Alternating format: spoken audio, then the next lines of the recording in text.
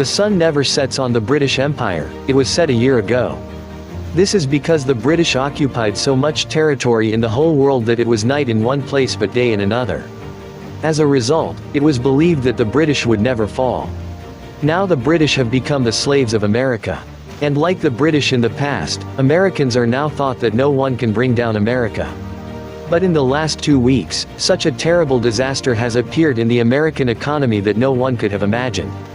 In the past week, 3 American banks have gone bankrupt. America's economists fear, about 200 more banks are at risk. America is printing new dollars to save from the Great Depression, the effect of which must be borne by all the people of the world. However, this American economic disaster may not be prevented in any way.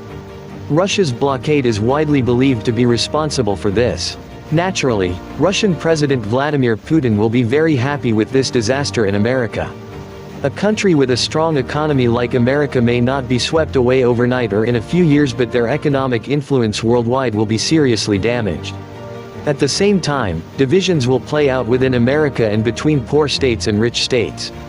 Large states like Texas will want to be independent over, even if there is such a big disaster in the American economy, the media is not saying much about it.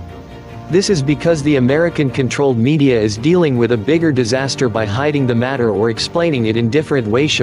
Even if there is a little economic problem in countries that are not America's allies, the media propagates it more and upsets the country. Sri Lanka is the proof of this in recent times. Again, the Western media has crippled the country's economy by spreading such negative news against Turkey for the past few years. However, Turkey, Sri Lanka or Pakistan did not go bankrupt in any of these countries like America. Economists believe that inflation and rising interest rates are responsible for the bankruptcy of American banks. The central bank is pulling the reins out of life. However, it is believed that the banking sector may face a terrible disaster if the interest rate has been lowered since last year.